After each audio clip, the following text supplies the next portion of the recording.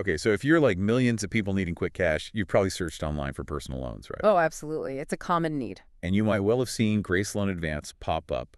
They promise it's simple, fast, maybe money in your account the very next day. That pitch is definitely appealing. Very tempting when you're in a bind. Yeah, the first impression, the website looks pretty professional. They talk about security. It's been running for, what, about 7 years? Around 7 years, yeah. That seems like a long time. Gives it a kind of veneer of stability. Exactly.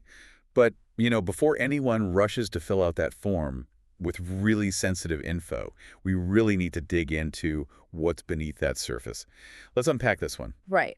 And what's striking is how quickly the picture changes when you look beyond their own site. You have this polished front, but the third-party evidence, it gets troubling fast.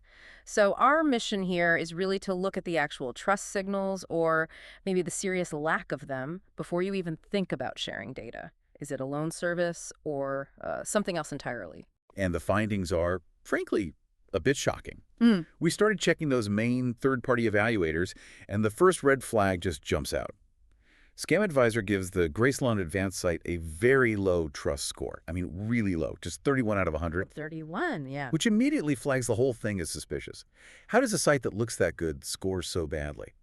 Well, that's kind of the point, isn't it? The professional look might just be camouflage. A score like 31 usually points to hidden issues, ownership maybe, or questionable activity.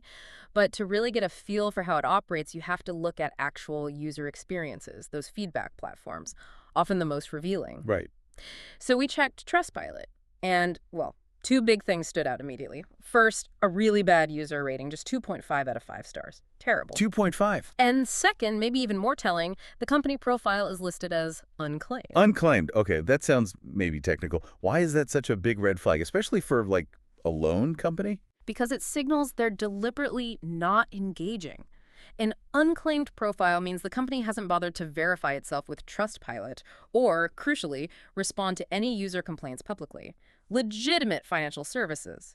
They usually want to manage their online reputation, actively avoiding it like this. It suggests they might be dodging accountability. Okay, that makes sense.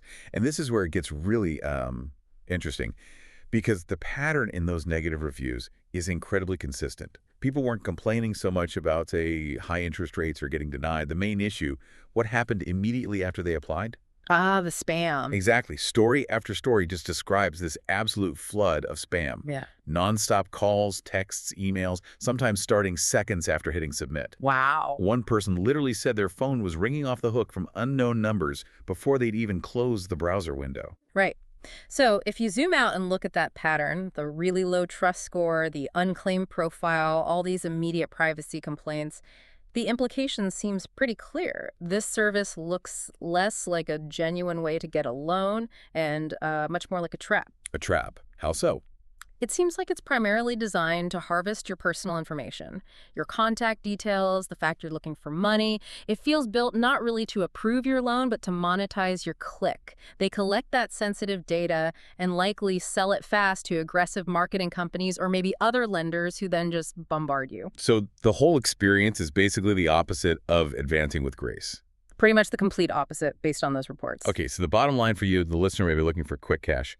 Based on all this evidence, that 31 score, the sheer volume of user complaints about privacy invasion, the advice has to be pretty simple.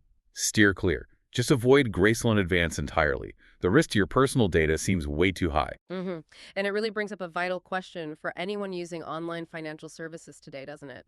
If the real product being sold the second you click submit is actually your private data, what basic security checks should absolutely everyone run through before they give their details to any online form, no matter how slick or professional that website looks? Definitely something to think about for your digital safety.